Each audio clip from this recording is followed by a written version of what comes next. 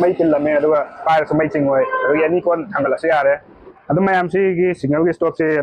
เจนเกจีมังงะตลาดส่งไปกันนี่เฮลก็เสียกันนี่มียมกับขั้นละกันนี้ละสุดเทสต์เอาได้ไหมꯑꯩꯈꯣꯏꯅ ꯍꯧꯖꯤꯛ ꯂꯩꯖꯔꯤꯕ ꯃꯐꯝ ꯑꯁꯤ ꯂꯤꯂꯣꯡ ꯕꯖꯥꯔꯗꯒꯤ ꯈꯔ ꯍꯥꯏꯊꯔꯒ ꯂꯩꯕ SBI ꯕꯦꯡꯒꯤ ꯍꯦꯛ ꯑꯣꯄꯣꯖꯤꯠꯇꯅꯤ ꯃꯐꯝꯁꯤꯗ ꯏꯂꯦꯛꯇ꯭ꯔꯤꯛ ꯑꯃꯗꯤ ꯖꯦꯜꯅ ꯊꯣꯡꯕ ꯌꯥꯕ ꯁ꯭ꯇꯣꯞꯁꯤꯡ ꯐꯪꯉꯤ ꯍꯥꯏꯅ ꯇꯥꯏ ꯆꯪꯂꯒ ꯀꯃꯥꯏꯅ ꯇꯧꯕꯅꯣ ꯌꯦꯡꯂꯨꯁꯤ ꯃꯌꯥꯝ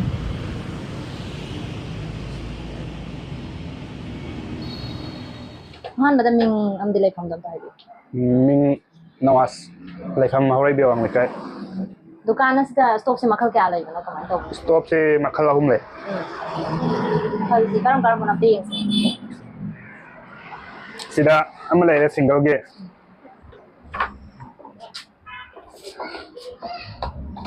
ꯑꯗꯣ ꯁꯤꯡꯒꯜꯁꯤꯗ ꯃꯣꯏ ꯐꯤꯆꯔꯁꯦ ꯂꯦꯚꯦꯜ 1 2 3 ꯑꯅ ꯌꯥꯎꯋꯦꯕ ꯂꯦꯚꯦꯜ 1 ꯗꯅ ꯋꯥꯠ 700 ꯆꯠꯀꯅꯤ 2 ꯗꯅꯕꯨ ꯋꯥꯠ 1,000 ꯆꯠꯀꯅꯤ 3 ꯑꯔꯣꯏꯕꯗꯅ ꯋꯥꯠ 1,180ꯅꯦꯕ ꯑꯗꯨꯝ ꯃꯩ ꯇꯤꯜꯂꯝꯃꯦ ꯑꯗꯨꯒ ꯄꯥꯏꯔꯁꯨ ꯃꯩ ꯆꯤꯡꯉꯣꯏ ꯑꯗꯨꯒ ꯑꯦꯅꯤ ꯀꯣꯟ ꯊꯥꯡꯒꯠꯂꯁꯨ ꯌꯥꯔꯦ ꯍꯥꯏꯗꯤ ꯄꯥꯇ꯭ꯔ ꯈꯥꯏꯗꯕꯤꯗ ꯑꯗꯨꯝ ꯂꯣꯏꯅ ꯁꯤꯖꯤꯟꯅꯕ ꯑꯗꯨꯝ ꯌꯥꯔꯦ ꯃꯩ ꯌꯥꯏꯔꯁꯨ ꯌꯥꯔꯦ ꯑꯗꯨꯒ ꯃꯥꯒꯤ ꯅꯨꯡꯉꯥꯏꯕ ꯑꯃ ꯍꯥꯏꯔꯒꯅ ꯊꯥ ꯑꯃꯗ ꯂꯨꯄꯥ 250ꯗꯩꯅ 300 ꯈꯛꯇꯪ ꯄꯩꯁꯥ ꯆꯠꯀꯅꯤ ꯑꯗꯨꯝ ꯅꯨꯃꯤꯠꯀꯤ ꯁꯤꯖꯤꯟꯅꯕꯗ ꯑꯗꯨꯝ ꯃꯌꯥꯝꯁꯤꯒꯤ ꯁꯤꯒꯅꯦꯜꯒꯤ ꯁ꯭ꯇꯣꯞꯁꯦ ꯑꯗꯨꯝ ꯆꯦꯡ ꯀꯦꯖꯤ 5 10 ꯑꯗꯨꯝ ꯊꯣꯡꯕ ꯌꯥꯒꯅꯤ ꯍꯦꯜꯂꯒꯁꯨ ꯌꯥꯒꯅꯤ ꯃꯤ ꯑꯃ ꯀꯥꯈꯠꯂꯒ ꯑꯗꯨꯝ ꯅꯦꯠꯂꯁꯨ ꯀꯩꯁꯨ ꯇꯧꯗꯕꯤꯅꯦ ꯇꯦꯛꯑꯣꯏ ꯈꯣꯠꯂꯣꯏ ꯑꯗꯨꯝ ꯀꯦꯖꯤ ꯑꯩ ꯏꯁꯥꯒꯤ 35ꯅꯦ ꯑꯗꯨꯝ ꯀꯦꯖꯤ 5 10 ꯑꯗꯨꯝ ꯊꯝꯃꯒ ꯊꯣꯡꯕ ꯌꯥꯒꯅꯤ ꯑꯗꯨꯝ ꯄꯣꯠꯁꯦ ꯌꯥꯝ ꯀ꯭ꯋꯥꯂꯤꯇꯤ ꯂꯩꯕ ꯄꯣꯠꯅꯦ ꯌꯥꯝꯅ ꯂꯤꯡꯕ ꯄꯣꯠꯅꯦ ꯑꯗꯨꯝ ꯁꯦ ꯃꯩꯁꯦ ꯀꯜꯂꯒꯗꯤ ꯃꯤꯅꯠ 20ꯗꯩꯅ 30 ꯐꯥꯎꯗ ꯑꯗꯨꯝ ꯆꯥꯛ ꯊꯣꯡꯕ ꯑꯗꯨꯝ ꯌꯥꯒꯅꯤ ꯀꯦꯖꯤ 5 10 ꯑꯗꯨꯝ ꯊꯣꯡꯉꯁꯨ ꯌꯥꯒꯅꯤ 5 ꯊꯣꯡꯉꯁꯨ ꯌꯥꯒꯅꯤ 10 ꯊꯣꯡꯉꯁꯨ ꯌꯥꯒꯅꯤ ꯑꯗꯣ ꯃꯈꯜ 3 ꯁꯨꯕꯗ ꯀꯥꯏ ꯀꯥꯏ ꯂꯩꯕꯅꯣ ꯑꯃꯅ ꯁꯤꯂꯩꯔ ꯗꯕꯜꯒꯤ ꯁꯤꯅ ꯗꯕꯜꯒꯤꯅꯤ ꯁꯤꯅ ꯋꯥꯠ 2,000ꯒꯤ ꯅꯥꯝꯃꯁꯨ 1,000 ꯑꯣꯏꯒꯅꯤ ꯋꯥꯠ ꯁꯤꯁꯨ ꯑꯗꯨꯝ ꯆꯞ ꯃꯥꯟꯅꯩ ꯊꯥ ꯑꯃꯗ ꯂꯨꯄꯥ 250ꯗꯩꯅ 300 ꯑꯗꯨꯝ ꯆꯥꯒꯅꯤ ꯑꯗꯨꯁꯨ ꯀꯔꯦꯟ ꯑꯝꯇ ꯆꯤꯡꯗꯦꯕ ꯁꯤ ꯀꯥꯔꯦꯜ ꯑꯝꯇ ꯂꯩꯇꯦ ꯑꯗꯨꯝ ꯑꯦꯅꯤ ꯀꯣꯟ ꯊꯥꯡꯒꯠꯂꯁꯨ ꯌꯥꯔꯦ ꯑꯗꯨꯝ ꯁꯤꯁꯤꯗ ꯀꯩꯝꯇ ꯑꯀꯥꯏꯕ ꯂꯩꯇꯦ ꯊꯥꯔꯒ ꯑꯝꯇ ꯇꯦꯁ ꯇꯧꯁꯤ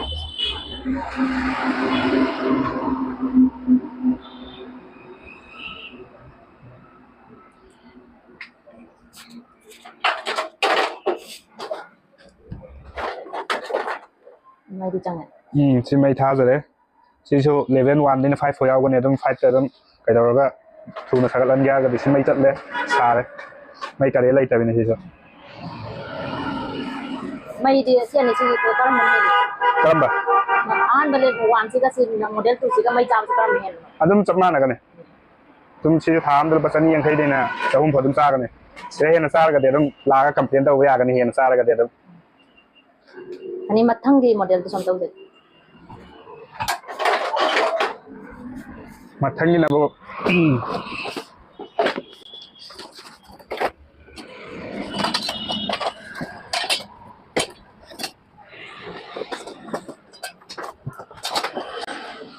sina zel thawna thong bine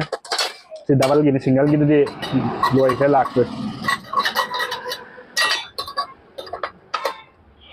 हम सी जेन से सिरा हिजल लने आन बदा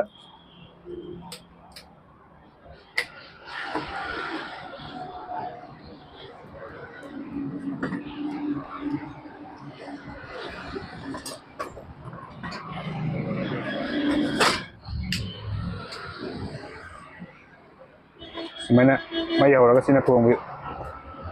अदम एनी कोन थंगला सदम यारे से अदम जेल सी पुंग अमदा कयाम चंगी कमाई तव दे छाबला पुंग अमदा अदम से अदु बोतल दु नुमे क्यान सिजना बया तामर मनम सिजना बया ना चाइन जंग पुलप थोंग चाइन जंग थोंग अदु जेल सी सिदा दम स्टॉक पे फंग सिरि खोय दम फंगनी खोय दुकान दा लिलोंग सिदा तब फंगब्रा अतोप मफम द फंग बेयावब्रा लिलोंग दा अमा इखोय सिलाई रे मयांग फान दे खोय गे जेल अमा गले मयांग फान दा फंग मणिपुर में 10 से सितंग ने मणिपुर में नुंग से अनि से तंग ते मफम दा फंग कही क्या दगी होरखिबनो सिगे बिजनेस से था मंगा मुक फारे मफम सिरि कदाय दगी इंपोर्ट तौरके दिल्ली दगी तौबने दि खोयना कंपनी दा दम पैसा थारे अदु मखोयना दम ट्रांसपोर्ट दम बस ताबपा दि खोय सिरा ओपा अदो स्टॉक ता होजिक छि काम लाइरिगे यु यामनदी उदी अदो स्टॉक होजिक छि याम स्टॉक से पे सब्जेक्ट चार्जेस लाखने अदो जोन ब्लोय जले यामद्रे होजिक ब्लॉकेट होइगन मारम मोइदन पोत लाखतबा दम लाखपदि लानि ब्लॉकेट हांगो मदि ngasi नुं बिनि हुनि सि मनुंगा ꯌꯥꯝ ꯀꯥꯟꯅꯕ ꯄꯣꯠꯅꯤ ꯍꯧꯖꯤꯛ ꯃꯇꯝꯗ ꯒ꯭ꯌꯥꯁꯁꯤ ꯍꯧꯖꯤꯛ ꯊꯥ ꯑꯍꯨꯝꯗ ꯑꯃꯨꯛ ꯂꯥꯛꯄꯒꯨꯝꯕ ꯌꯥꯝꯅ ꯇꯧꯔꯕꯅꯤꯅ ꯍꯧꯖꯤꯛꯇꯤ ꯁꯤꯒꯤ ꯄꯣꯠꯁꯦ ꯌꯥꯝ ꯀꯥꯟꯅꯕ ꯄꯣꯠꯅꯤ ꯃꯌꯥꯝꯒꯅꯤ ꯑꯗꯣ ꯊꯥ ꯑꯃꯗ ꯀꯌꯥꯃꯨꯛꯇꯤ ꯌꯣꯟꯕ ꯉꯝꯕꯒꯤ ꯀꯔꯤ ꯂꯩ ꯊꯥ ꯑꯃꯗ ꯑꯗꯨꯝ ꯄꯤꯁ 200ꯃꯨꯛ ꯑꯗꯨꯝ ꯌꯣꯟꯕ ꯌꯥꯎꯋꯦ ꯃꯃꯜꯗꯤ ꯍꯥꯏꯗꯤ ꯃꯣꯗꯦꯜꯁꯤꯡꯗꯨꯒꯤ ꯃꯃꯜ ꯑꯃꯃꯨꯛꯇ ꯍꯥꯏꯕꯤꯌꯣ ꯃꯣꯗꯦꯜꯁꯦ ꯁꯤꯁꯤꯅ ꯋꯥꯠ 1,150ꯒꯤꯅꯤ ꯁꯤꯡꯒꯜꯁꯤꯅ ꯁꯤ ꯂꯨꯄꯥ 2,200 ꯍꯥꯏꯕꯅꯦ ꯑꯗꯨꯝ 2 ꯐꯨꯜ ꯂꯧꯕꯤꯕ ꯌꯥꯒꯅꯤ ꯑꯗꯣ ꯁꯤ ꯗꯕꯜꯁꯤꯅ ꯂꯨꯄꯥ 2,250 ꯍꯥꯏꯕꯅꯦ ꯑꯗꯨꯝ 2 ꯐꯨꯜ ꯂꯧꯕ ꯌꯥꯒꯅꯤ ꯑꯗꯨꯒ ꯁꯤꯁꯤ ꯗꯕꯜꯁꯤना वारंटी याउदे अदो सिंगलसिना सही अमा वारंटी ने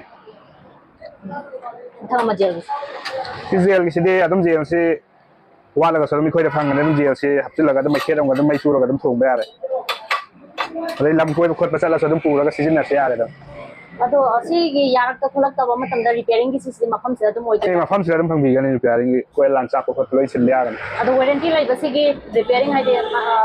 कइनो वारंटी मनुंगदा रिपेयरिंग तब दारगदि कइनो तबरा फ्री ओइदा फ्री दा कोइना अदम पीगने अनोबा मा अनबा अदो हौजिक दुकान से अतोपदा संदोपगी कई प्लान लैब्रा सिदा अदम तौबिदोइरा कोई दुकान सारे अतोपदा सिदा मतम खरागे अदम दुकान साब लोइदबगे अदम तौजने अदो जोजिके सी मफम से अदम फंगने था अमनी मुक्चंगिनी दुकान साब लोइरगदि कोई दुकान दो दे अदम फंगने मफम से मयामना तोंदोन ऑप्टिकल लाइन बुदि खंगे सी ममिंग से होंगदोइरा सी अदम कइनो मयामना खंगनबा तोंदोन ऑप्टिकल से चंगा फंगदरा हौजिक इंडिया अदम तोंदोन ऑप्टिकल से अदम फंगजगने अदो था मनी लेरगदि कोई दुकान होंदोकइद्रा अतोपा अनौबा ममका लाकन अनौबा दुकान साब लोइद्रि फाबा तोंदोन ऑप्टिकल्स ता फंगनी हाबिबनी नाउगिसे अदोंगी चैनल लापसिंग अदम खुदोंग चा पीजगने ऑफर अदम मयामदगी खरा हेन येंगलगा अदम पीगने याम नुंगाइरे वीडियो असिबु येंगलगा लाक्पीबा कस्टमर दा अहेनबा ऑफर पीगने सो हाइबिख्रे मयाम विजिट तौबीरगा खुदोंग जाबा सि लौबियु अमसुंग लाइक शेयर कमेंट तौबा काउबीगनु।